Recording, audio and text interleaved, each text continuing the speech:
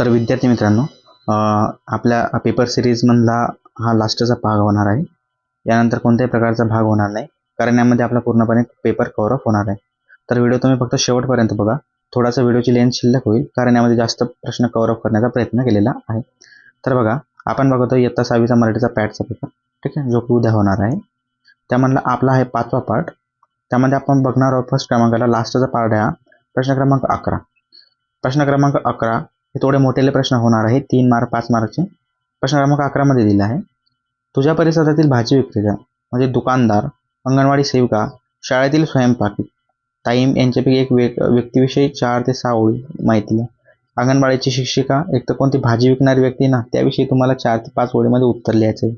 थोडं जास्त लिहा मित्रांनो, आउट ऑफ मार्क मिळेल. इफ तुम्ही जर कमी लिहिलं ना, तर कमी मार्क तुम्हाला मिळेल, ठीक आहे. तर बघा, आमच्या परिसरात रमेश नावाचे भाजी विक्रेते आहेत. ते रोज सकाळी ताज्या भाज्या घेऊन येतात. त्यांच्या दुकानात टोमॅटो, बटाटो, कांदे, पालक अशा अनेक भाज्या मिळतात.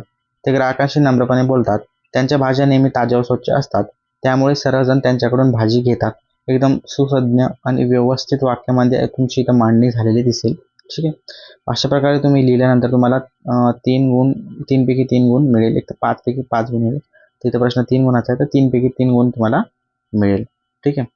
तर बघा, आता नेक्स्ट क्वेश्चन कोणता येतो आपला. नेक्स्ट क्वेश्चन तो प्रश्न क्रमांक 12 येतोय. खालील घटना योग्य व सुसंगत क्रम लावून पुन्हा लिहायच्या आहे, ठीक आहे. एक आहे, आम्ही डहाळे उपटू लागलो तेवढ्यात तिकडून कोणीतरी जोरात ओढले.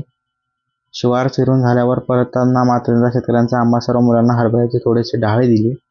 आम्हाला रस्त्यावर एक शिवार लागले. डहाळे, कंचे, आंबे पाहून आमच्या तोंडाला पाणी सुटले. आम्ही त्या शेतकऱ्याची माफी मागितली. खरंच आमची चूक झाली. हे तुम्हाला 5 वाक्य दिले. वाक्यानं पूर्ण उलट सलट करून दिलेले दिसेल तुम्हाला सिक्वेन्स लावायचा आहे. कोणत्या क्रमानंतर कोणत्या, म्हणजे एक सांगतो तुम्हाला, यामध्ये एक गोष्ट तयार झाली पाहिजे असा सिक्वेन्स तुम्हाला लावायचा आहे, ठीक आहे. तर बघा, पेरावर फिरून झाल्यावर परत मात्र त्या शेतकऱ्याने आम्हा सर्व मुलांना हापसू थोडेसे डहाळे दिले. आम्हाला रस्त्यावर एक शिवार लागली. डहाळे, कंचे, आंबे पाहून आमच्या तोंडाला पाणी सुटले. आम्ही डहाळे उपटू लागलो तेवढ्यात कुठून कोणतरी ओढले. आम्ही त्या शेतकऱ्याची माफी मागितली. खरंच आमचे चुकलेले होते, ठीक आहे. अशा प्रकारचं उत्तर तुम्हाला लिहायचं आहे. यानंतरचा एक प्रश्न आहे, प्रश्न क्रमांक 13. हा लास्टचा प्रश्न होणार आहे तुमच्या या व्हिडिओमधला, काय पूर्ण पेपर सिरीजमधला. खालील दिलेल्या सूचनेवर कृती करायची. टम, हुप यांसारखे जोडाक्षर लिहायचे. थोडा ग्रॅमॅटिकल पार्ट होणार आहे.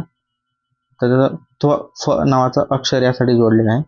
नंतर आ मध्ये विचारले आपल्याला, घरांसाठी खालील पर्यायापैकी कोणते विशेषण अयोग्य होईल, तो योग्य पर्याय चौकटीत लिहायचा आहे. त्यानंतर तुम्हाला एक प्रश्न विचारला गेलेला आहे, काळ्या ढगांनी आकाशात गर्दी करताच मोर नाचू लागला.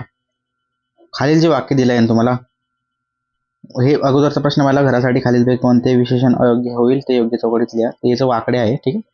काळ्या ढगांनी आकाशात गर्दी करून मोर नाचू लागला. वरील वाक्यातील शब्दांचे लिंग बदलून वाक्य पुन्हा लिहायचं. तुम्हाला लिंग बदलायचं आहे.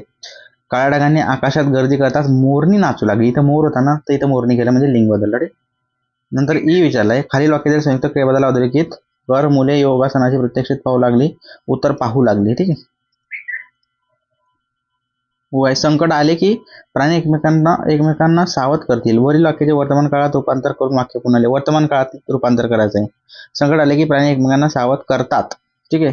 करतील तर इन फ्युचर टेन्स होते, आणि करतात हे प्रेझेंट टेन्स म्हणजे वर्तमान काळ आहे, ठीक आहे. तर विद्यार्थी मित्रांनो, आजसाठी इथंच थांबूया. व्हिडिओ जर तुम्हाला आवडला असेल, वेब सिरीज आवडली असेल, तर व्हिडिओला लाईक करा. याचा चांगल्या प्रकारे अभ्यास करा. पेपरमध्ये चांगला स्कोर घ्या.